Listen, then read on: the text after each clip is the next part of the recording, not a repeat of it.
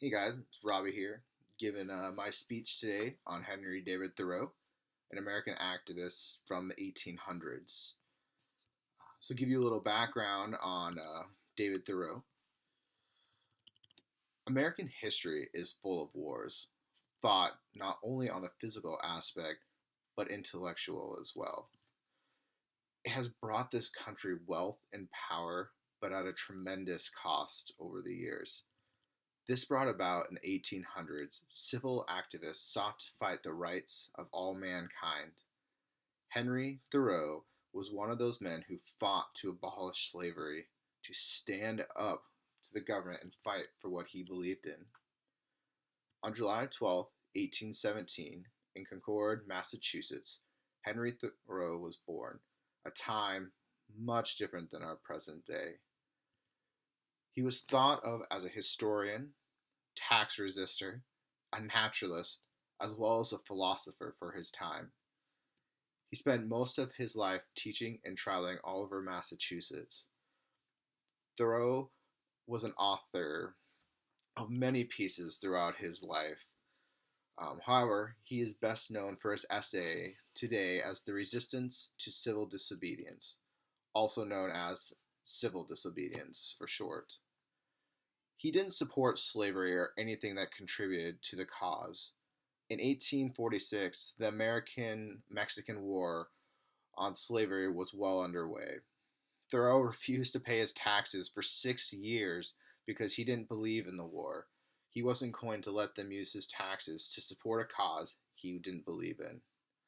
He was imprisoned for a night for this refusal, and later he wrote the essay Civil Disobedience to persuade others to his cause, to show ultimate disobedience to the government, to stand up and show others to fight for what they believe in.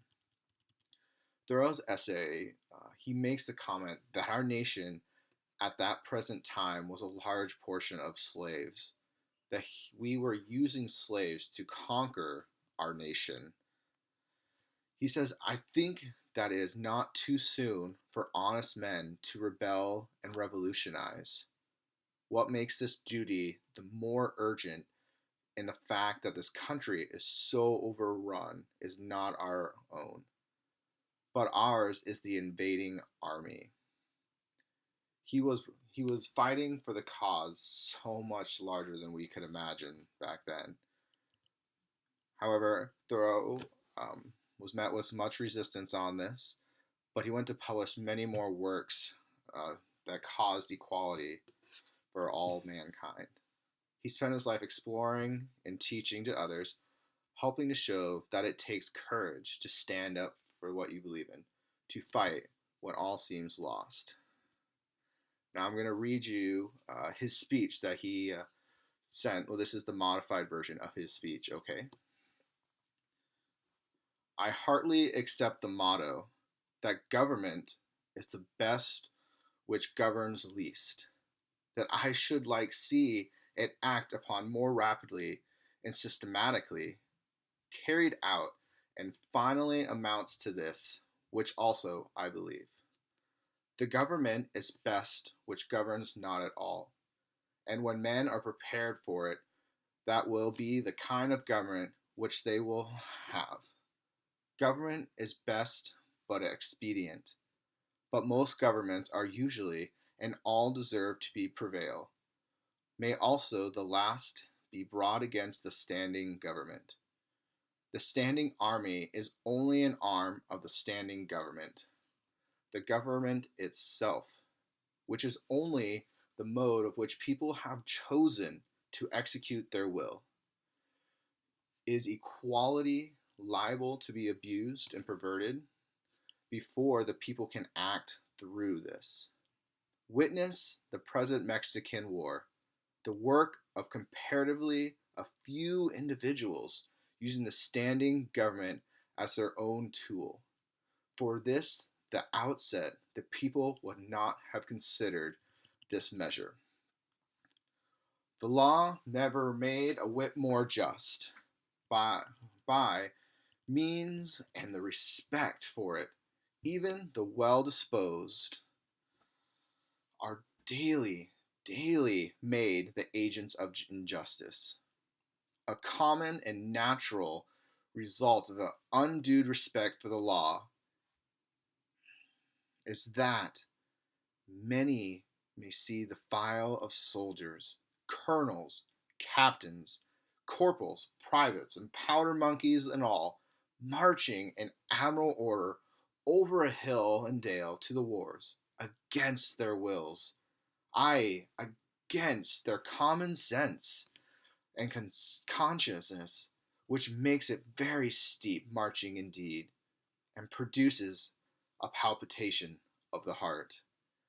They have no doubt that this damnable business in which they are concerned, they are all peacefully inclined. Now, what are they? Men at all? Or small, movable forts and magazines as service of some unscrupulous manpower? Visit the Navy Yard and behold a Marine, such a man as American government can make, or such as it can make a man with the black arts. How does it become a man to behave toward an American government today? I answer that he cannot without disgrace be associated with it. I cannot, for instance, recognize the political organization as my government, which the slaves' government also. All men recognize the rights of revolution, that it is the right to refuse allegiance to and resist the government when its tyranny or insufficiency are great and undurable. But almost all say, and such is not the case now. But such was the cause, and they think in the Revolution of 1875. If one were to tell me that this was a bad government because it's taxed certain foreign commodities brought so to its ports, it is most probable that I should not make an all do about it, for I can do without them. All machines have their friction, and possibly this does enough good to counterbalance the evil. I say, let us not have such machinery any longer. In other words, the sixth of the population of a nation which has undertaken the refuge of liberties as slaves, and a whole country is unjustly overrun and conquered by a foreign army, the subject to military law. I think that it is not too soon for honest men to rebel and revolutionize.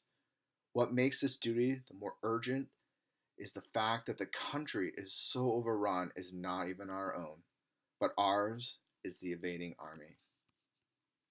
I hope you guys all enjoyed the speech on from Henry David Thoreau. I look forward to reading everybody else's. Thanks, everyone.